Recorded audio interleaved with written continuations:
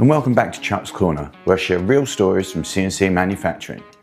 Today's story is about something that makes every machinist stop, scratch their head and say, there's no way that's the cause.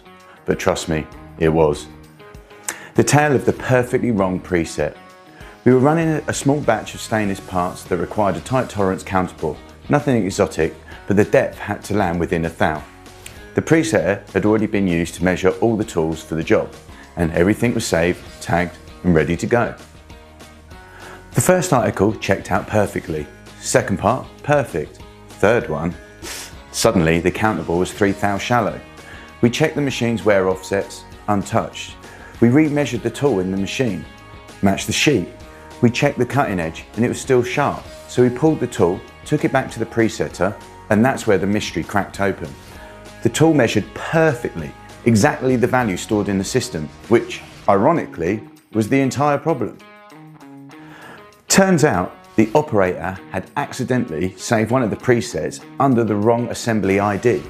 The tool looked identical to another long reach setup, but the actual holder length was slightly different. Not enough to catch visually, but enough to sneak past everyone because the correct number kept reloading from the presetter. The tool wasn't worn, the machine wasn't off, the presetter wasn't broken, the wrong tool assembly simply had the perfectly wrong value attached to it. Once we corrected the preset and tagged the assemblies properly, every part landed dead on the number.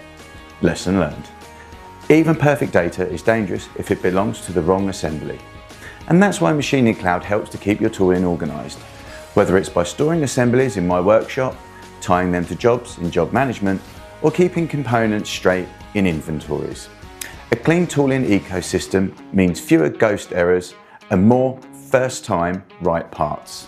Thanks for stopping by Chuck's Corner. Stay safe, stay sharp, and own the process.